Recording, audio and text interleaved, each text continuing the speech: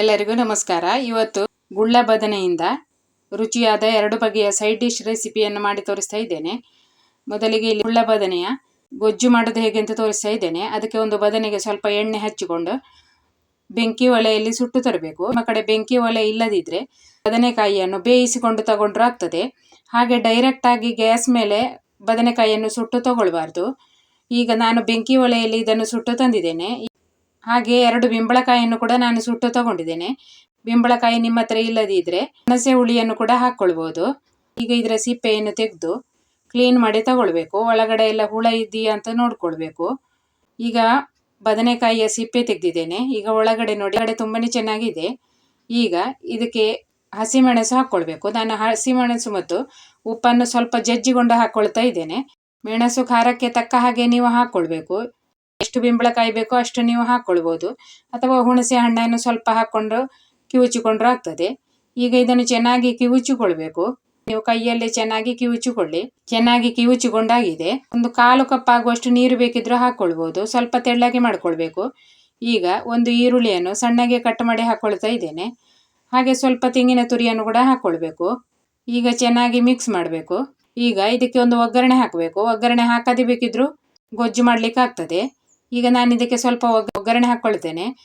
ಈಗ 2 ಚಮಚ ತೆಂಗಿನ ಎಣ್ಣೆಯನ್ನು ಬಿಸಿ ಮಾಡಿ ಸಾಸಿವೆ, ಕರಿಬೇವು ಸೊಪ್ಪು ಮತ್ತೆ ಸ್ವಲ್ಪ ಹಿಂಗು ಹಾಕಿ ಒಗ್ಗರಣೆ ಮಾಡಿದ್ದೇನೆ. ಈಗ ರುಚಿಯಾದ ಗೊಜ್ಜು ರೆಡಿಯಾಗಿದೆ.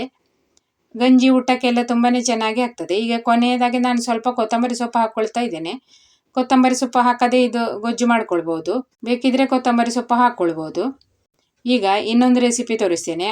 ಅದಕ್ಕೆ ಬದನೆಕಾಯಿಯನ್ನು ಕಟ್ ಮಾಡಿ ನೀರಿನಲ್ಲಿ ಹಾಕ್ಕೊಳ್ಬೇಕು. ನಾನು ಈ ತರ ಕಟ್ ಮಾಡ್ಕೊಂಡಿದ್ದೇನೆ. ದೊಡ್ಡ ಬದನೆಕಾಯಿ ಇದ್ರೆ ಈ ತರ ಮಧ್ಯದಿಂದ ಕಟ್ ಮಾಡಿ ಪೀಸ್ ಮಾಡಿ ತಗೊಳ್ಬೇಕು. ಈಗ ಇದನ್ನು 10 ನಿಮಿಷ ನೀರಿನಲ್ಲೇ ಹಾಗೆ ಬಿಡಬೇಕು. ಈಗ ಮಸಾಲೆ ರೆಡಿ ಮಾಡುವ. ಮಸಾಲೆಗೆ ಒಂದು ಮಿಕ್ಸಿಂಗ್ ಬೌಲಲ್ಲಿ 3 ಚಮಚ ಮೆಣಸಿನ ಹುಡಿ ಹಾಕಿದ್ದೇನೆ. ಮೆಣಸಿನ ಹುಡಿ ನಿಮಗೆ ಖಾರಕ್ಕೆ ಎಷ್ಟು ಬೇಕೋ ಅಷ್ಟು ಹಾಕ್ಕೊಳ್ಳಿ. ಹಾಗೆ 1 ಚಮಚ ಆಗುವಷ್ಟು ಕೊತ್ತಂಬರಿ ಪೌಡರನ್ನು ಹಾಕ್ಕೊಳ್ಬೇಕು. ಮತ್ತೆ 1/4 ಚಮಚ ಆಗುವಷ್ಟು ಅರಿಶಿನ ಹುಡಿ, 1 ಚಮಚ ಆಗುವಷ್ಟು ಶುಂಠಿ ಬೆಳ್ಳುಳ್ಳಿ ಪೇಸ್ಟ್ ಹಾಕಬೇಕು. ನಾನಿಲ್ಲಿ ಶುಂಠಿ ಮತ್ತು ಬೆಳ್ಳುಳ್ಳಿಯನ್ನು ಜಜ್ಜಿಕೊಂಡು ತಗೊಂಡದ್ದು. ನಿಮ್ಮ ಹತ್ರ ಪೇಸ್ಟ್ ಇದ್ರೆ ಪೇಸ್ಟ್ ಹಾಕೊಳ್ಳಿ. ಹಾಗೆ 1 ಚಮಚ ಆಗುವಷ್ಟು ಗರಂ ಮಸಾಲೆ ಪುಡಿಯನ್ನು ಕೂಡ ಹಾಕೊಳ್ತಾ ಇದ್ದೇನೆ. ಈಗ ರುಚಿಗೆ ತಕ್ಕಷ್ಟು ಉಪ್ಪನ್ನು ಹಾಕೊಳ್ಬೇಕು. ಹಾಗೆ ಇದಕ್ಕೆ ಸಣ್ಣ ಹುಣಸೆ ಹುಳಿ ಹಾಕ್ಕೊಳ್ಬೇಕು. ಅಮ್ಚೂರ್ ಪೌಡರ್ ಇದ್ರೆ ಅಮ್ಚೂರ್ ಪೌಡರ್ ಹಾಕ್ಕೊಳ್ಬೋದು.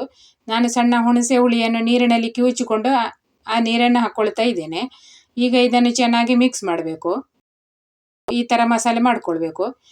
ಈಗ ಬದನೆಕಾಯಿಯನ್ನು ನೀರಿನಲ್ಲಿ ಹಾಕಿ 10 ನಿಮಿಷ ಆದ್ಮೇಲೆ ಬದನೆಕಾಯಿಗೆ ಈಗ ಮಸಾಲೆ ಹಚ್ಚಿಕೊಳ್ಬೇಕು. 2 ಬದಿ ಚೆನ್ನಾಗಿ ಮಸಾಲೆ ಹಚ್ಚಿಕೊಂಡು 10 ನಿಮಿಷ ಹಾಗೆ ಇಡಬೇಕು. ಫ್ರಿಜ್ ಇದ್ರೆ ನೀವು ಫ್ರಿಜ್ ಒಳಗೆ ಇಟ್ರೆ ಖಾರ ಹುಳಿ ಎಲ್ಲ ಬದನೆಕಾಯಿಗೆ ಚೆನ್ನಾಗಿ ತಾಗ್ತದೆ. ಹಾಗಾಗಿ ನೀವು ಫ್ರಿಜ್ ಇದ್ರೆ ಫ್ರಿಜ್ ಒಳಗೆ 10 ನಿಮಿಷ ಇಟ್ಟುಕೊಳ್ಬಹುದು. ಇಲ್ಲದಿದ್ರೆ 10 ನಿಮಿಷ ಹೊರಗಡೆ ಇಟ್ಟರು ಆಗ್ತದೆ. ಈಗ ಇದನ್ನು 10 ನಿಮಿಷ ಆದ್ಮೇಲೆ ಇದನ್ನು ಫ್ರೈ ಮಾಡಬೇಕು. ಈಗ ಫ್ರೈ ಮಾಡಲಿಕ್ಕೆ ಸ್ವಲ್ಪ ಉಪ್ಪಿಟ್ಟು ರವೆ ತಗೊಳ್ಬೇಕು. ಅದಕ್ಕೆ ಒಂದು ಸ್ವಲ್ಪ ಅಕ್ಕಿ ಹಿಟ್ಟು ಕೂಡ ಹಾಕೊಳ್ತಾ ಇದ್ದೇನೆ. ಅಕ್ಕಿ ಹಿಟ್ಟು ಹಾಕದೆ ಕೇವಲ ರವೆಯಲ್ಲಿ ಕೂಡ ನೀವು ಫ್ರೈ ಮಾಡ್ಕೊಳ್ಬಹುದು. ಅಕ್ಕಿ ಹಿಟ್ಟು ಹಾಕೋದ್ರಿಂದ ಇದಕ್ಕೆ ಚೆನ್ನಾಗಿ ಕೋಟಿಂಗ್ ಆಗ್ತದೆ, ಮತ್ತೆ ಒಂದು ರುಚಿ ಕೂಡ ಡಿಫ್ರೆಂಟ್ ಇರ್ತದೆ. ಈಗ ಈ ಮಸಾಲೆ ಹಚ್ಚಿಟ್ಟ ಬದನೆಕಾಯಿಯನ್ನು ರವಾದಲ್ಲಿ ಹೊರಳಿಸಿ ತವಾದ ಮೇಲೆ ಇಡಬೇಕು. ತವಾವನ್ನು ನಾನು ಮೊದಲೇ ಇಲ್ಲಿ ಬಿಸಿ ಮಾಡ್ಲಿಕ್ಕೆ ಇಟ್ಟಿದ್ದೇನೆ. ಹಾಗೆ ಅದಕ್ಕೆ ಎಣ್ಣೆಯನ್ನು ಕೂಡ ಹಚ್ಚಿ ಇಟ್ಟಿದ್ದೇನೆ. ರವಾ ಹಚ್ಚಿದ ಬದನೆಕಾಯಿಯನ್ನು ತವಾದ ಮೇಲಿಟ್ಟು ಮೀಡಿಯಂ ಉರಿಯಲ್ಲಿ ಇದನ್ನು ಹುರಿಬೇಕು. ಮೀಡಿಯಂ ಅಥವಾ ಲೋ ಫ್ಲೇಮಲ್ಲಿ ಇದನ್ನು ಹುರಿಬೇಕು. ಜಾಸ್ತಿ ದೊಡ್ಡ ಬೆಂಕಿ ಮಾಡಿ ಹುರಿಬಾರ್ದು, ಬೇಗನೆ ಕಪ್ಪಾಗಿ ಬಿಡ್ತದೆ. ಬೇಕಿದ್ರೆ ಸ್ವಲ್ಪ ಮುಚ್ಚಳ ಮುಚ್ಚಿಟ್ಟುಕೊಂಡು ಕೂಡ ಇದನ್ನು ಬೇಯಿಸ್ಬೋದು. ಸ್ವಲ್ಪ ಹೊತ್ತಾದ್ಮೇಲೆ ಮುಚ್ಚಳ ತೆಗೆದು ಇದನ್ನು ಮಗುಚಿ ಹಾಕ್ಕೊಳ್ಬೇಕು. ಮತ್ತೆ ಒಂದು ಸ್ವಲ್ಪ ಎಣ್ಣೆಯನ್ನು ಹಾಕ್ಕೊಳ್ಬೋದು. ಹಾಗೆ 2 ಬದಿ ಕೂಡ ಚೆನ್ನಾಗಿ ಕಾಯಿಸಿ ತೆಗಿಬೇಕು. ಹೀಗೆ ಒತ್ತುವಾಗ ನೋಡಿ ಅದು ಸ್ವಲ್ಪ ಸಾಫ್ಟ್ ಆಗಿರ್ಬೇಕು. ಆಮೇಲೆ ಬದನೆಕಾಯಿ ಫ್ರೈ ತೆಗೆದ್ರೆ ಆಯಿತು. ಗುಳ್ಳ ಬದನೆಯಿಂದ ಮಾಡುವ ಈ 2 ರೆಸಿಪಿಗಳು ನಿಮಗೆ ಇಷ್ಟ ಆಗಿದೆ ಅಂದ್ಕೊಂಡಿದ್ದೇನೆ. ಇಷ್ಟ ಆದರೆ ಒಂದು ಲೈಕ್ ಮಾಡಿ. ಹಾಗೆ ಚಾನೆಲನ್ನು ಸಬ್ಸ್ಕ್ರೈಬ್ ಮಾಡದವರು ಸಬ್ಸ್ಕ್ರೈಬ್ ಮಾಡ್ಕೊಳ್ಳಿ. ನಿಮ್ಮ ಅನಿಸಿಕೆಯನ್ನು ಕಮೆಂಟಲ್ಲಿ ತಿಳಿಸಿ. ವಿಡಿಯೋ ನೋಡಿದ ಎಲ್ಲರಿಗೂ ಧನ್ಯವಾದಗಳು.